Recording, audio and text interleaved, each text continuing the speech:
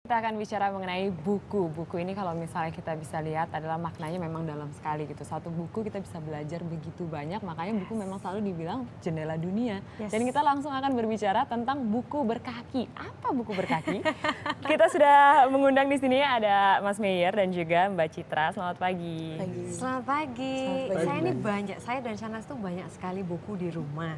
Jadi kalau misalnya mau menyumbangkan, apakah memang harus ketika buku berkaki ini memang lagi bikin kayak stand begitu, terus nyumbang di situ, apakah ada pusat tertentu atau bisa dijemput? Karena tadi dengar bisa dijemput juga toh.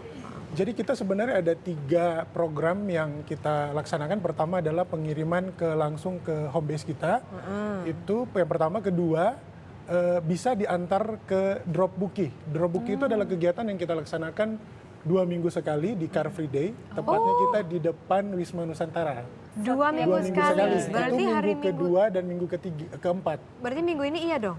Minggu ini sebenarnya ditukar sama minggu lalu waktu ada pelipatan. Oke. Ya.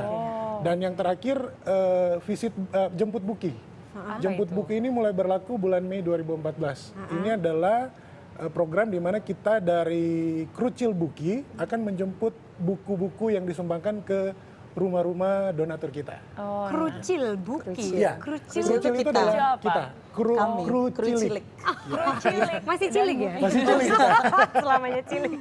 Tapi ini menarik dan ini kemudian didonasikan kan, terus diarahkannya kemana gitu, kemana buku ini akan disalurkan? Kita salurinnya itu ke anak-anak panti ya, karena memang kan tujuan utama kita itu tadi ke anak panti ya, ke panti-panti. Tapi kedepannya kita udah merambah ke anak pemulung dan anak jalanan. Kegiatannya meminjamkan saja? Sebenarnya bukan merambah ya, mungkin per tahun ini kita sudah ke lapak pemulung sama anak-anak panti. Kemudian per awal bulan depan kita akan rutin ke lapas anak. Untuk sementara kita ke lapas anak Tangerang untuk Jabodetabek. Nah, kita meminjamkan, tidak memberikan. Kenapa kita dasarnya meminjamkan?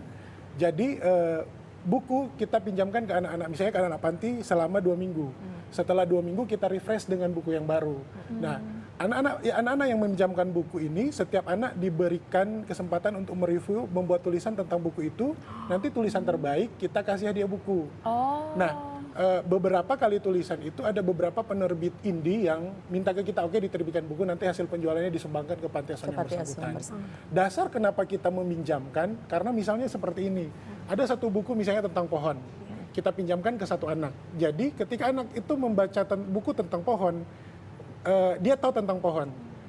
Habis itu buku tentang pohon ini kita ambil, kita pinjamkan ke anak-anak yang lain. Jadi tidak hanya satu anak yang tahu tentang pohon. Jadi semua anak yang kita pinjamkan itu tahu tentang pohon.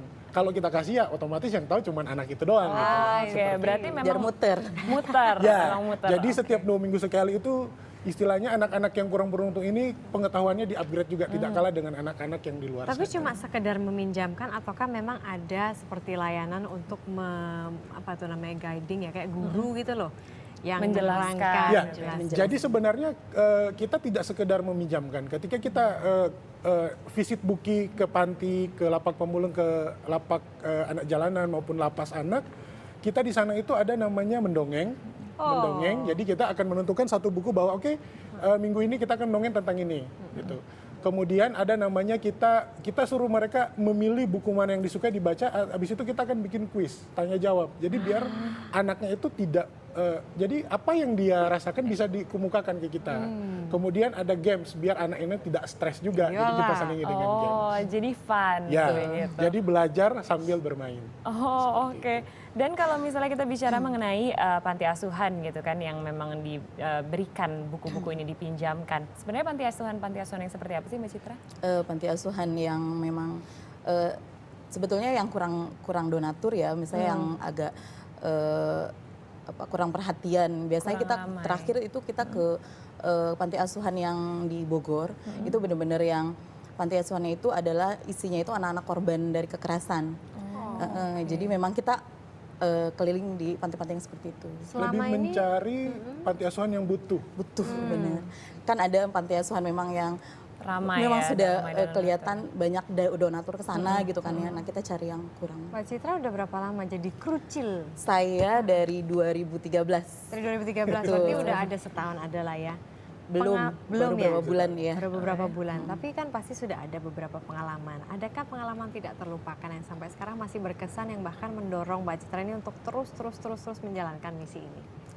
Yang terakhir itu yang di panti asuhan yang di Bogor itu. Apa yang Jadi memang terjadi? saya tuh ngerasa anak-anak itu benar-benar kurang kasih sayang gitu kan. Jadi kita datang tuh kita langsung di loncatin gitu kan, gitu. Mereka tuh peluk kita, terus ya gitu kita ajak makan bareng apa, ya seperti itulah. Jadi memang hal-hal yang membuat saya ya terharu lah. Oke, dan kita melihat ke realita begitu. Kalau mengenai buku berkaki ini, kan untuk memindahkan buku dari satu tempat ke tempat lain, pastinya memerlukan biaya, memerlukan ongkos. Dari mana mendapatkan ongkos itu, Mas? Seperti tadi tanyakan Mas Adrian itu dari mana? Kita kadang secara member atau anggota dari buku berkaki itu sampai selama 3 tahun ini sekitar 50 orang. Karena kita bukan agak strict ya, kita benar-benar menjaring orang-orang yang punya hati buat buku berkaki. Karena ini adalah komunitas non-profit yang dimana kita tidak dapat duit, malah mengeluarkan duit pribadi. Jadi sebenarnya ketika kita melakukan kegiatan adalah sumbangsi dari beberapa teman pengurus, atau kadang kita bikin kayak sosialisasi di Twitter dan ada aja donasi dari manapun. Seperti itu. Oke, boleh diceritakan nggak sih? Tadi kan Mbak Citra menceritakan waktu ke panti asuhan. Kalau di lapas situasinya seperti apa, Mas? Lapas ketika belum. Kalau di lapas ini pertama kali, tapi dari Baru buku mau? berkaki Oke. pernah 2 kali. Kita per tahun ini bikin beberapa, karena permintaan dari luar kota Jakarta banyak untuk bikin di regional. Jadi kita per tahun ini ada beberapa kota yang sudah kita bikin buku berkaki regional kota tersebut. Nah, pertama kita launching itu adalah buku berkaki Kota Pontianak. Nah, Pontianak ini sudah 2 kali ke lapas anak kelas 2A Pontianak. Di sana itu diawali dengan pemutaran film. Film yang sesuai dengan keadaan sekarang. Kebanyakan kita untuk beberapa kali itu ada judulnya Cita-citaku Setinggi Tanah. Jadi walaupun mereka itu anak-anak yang istilahnya dalam penjara, tapi kita berusaha untuk bahwa mereka itu bukan sampah sebenarnya. Jadi ketika keluar mereka dari sana, mereka masih punya semangat untuk saya ini anak Indonesia yang punya hak untuk berkembang lagi. Setelah pemutaran film baru kita ajak mereka untuk membaca buku-buku yang sesuai kesukaan mereka lah. Minimal kita harus memulai mereka suka untuk buku itu. Nah, Bang Tidak Meyer kan paksaan. sudah terlibat dalam ini sudah lama ya dari awal. Lumayan. Betul ya kan? Lumayan lah ya dari awal begitu. Adakah seorang anak atau beberapa orang anak yang menunjukkan perubahan dari kepercayaan dirinya dan sebagainya ketika terus-menerus dipinjamkan buku seperti ini? Sebenarnya ada hal satu yang tidak pernah masyarakat umum pikirkan atau yang kita pun tidak duga, bahwa sebenarnya anak-anak di beberapa tempat maupun panti asuhan, lapas pemulung itu banyak dari misalnya 100% anak di situ, 75% itu termasuk anak yang cerdas. Yang itu yang mungkin masyarakat luas menutup bahwa karena mereka tidak punya duit atau dalam garis kemiskinan, ya mereka bodoh gitu.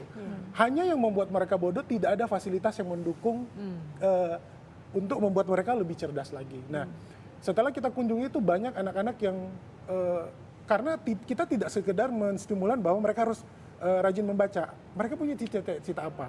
Nah, karena kita anggota dari buku berkaki ini terdiri dari berbagai latar pekerjaan, jadi kita akan lihat, anak ini maunya jadi lawyer, siapa yang bisa menghandle untuk kita cerita ke depannya seperti apa. Nah, mungkin sampai ke arah situ. Dan bakat-bakat penulis itu luar biasa di anak-anak yang kita kunjungi. Daya ingat mereka lebih kuat. Oh ya? Betul. Ya, hal-hal yang sebenarnya kita tidak pikirkan itu yang kita dapatkan itu mereka itu sangat luar biasa. Kalau pemerintah sangat peduli akan pendidikan. Sejauh ini ada nggak maksudnya campur tangan pemerintah dari Belum, kegiatan kita belum mau kerjasama karena apalagi dalam pilpres kita tidak mau terlibat dengan partai manapun. Kita pure istilahnya kita melayani. Gitu. Jadi memang dari kita Mbak gitu. Jadi buku berkaki itu kita tuh nggak mau menunggu pemerintah. Jadi kita act dari diri kita sendiri aja gitu.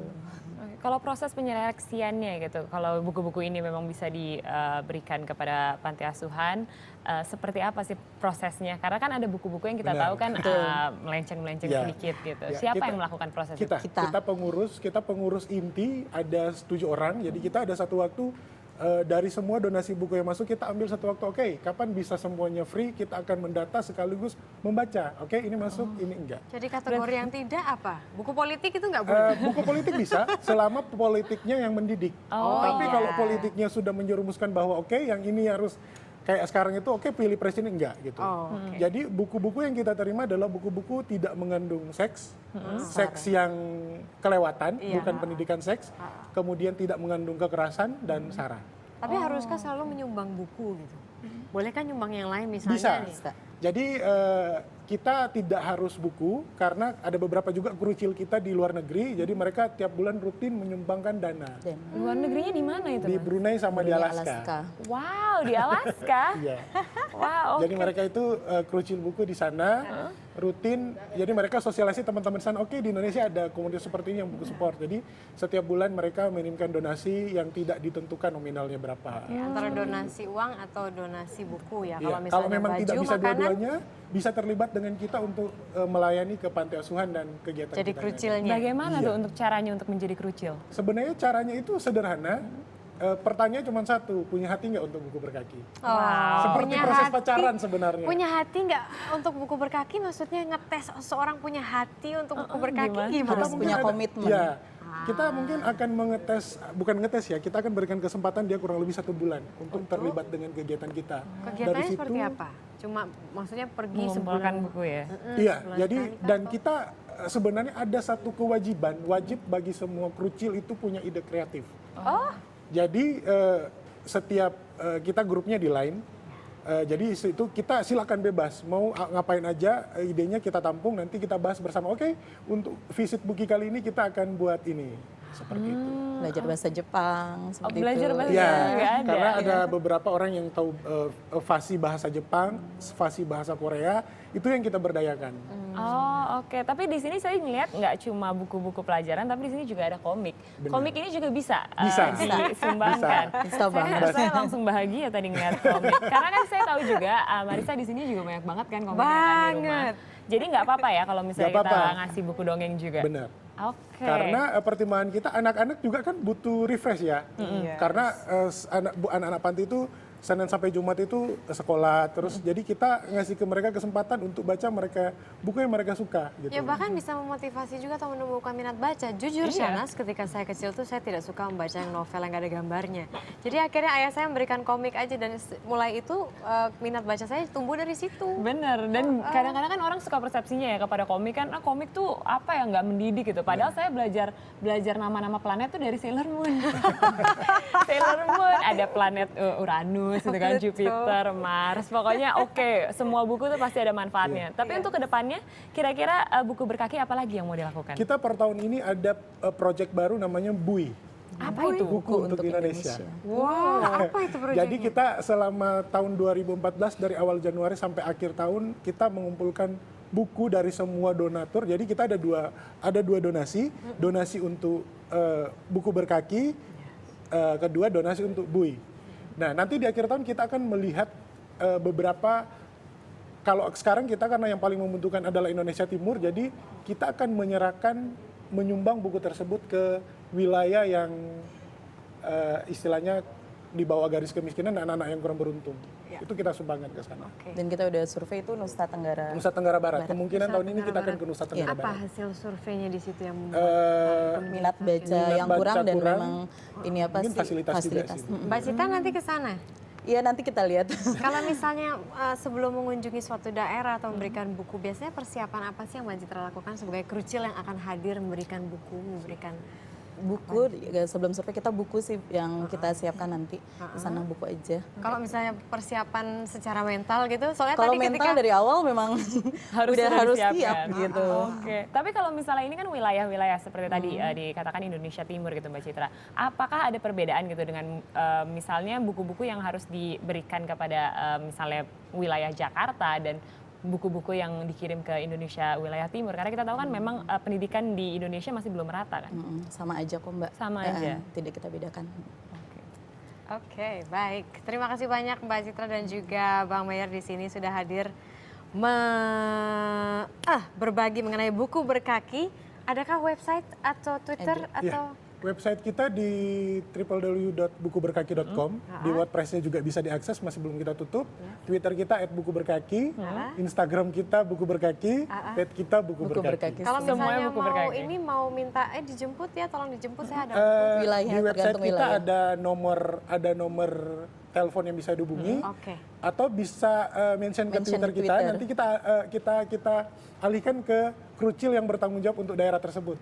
Karena kita udah ada pembagian, misalnya Jakarta Timur siapa, Jakarta Barat siapa. Kalau bukunya banyak banget sampai berdus-dus. Tenang, satu truk kita ambil. Oh yes.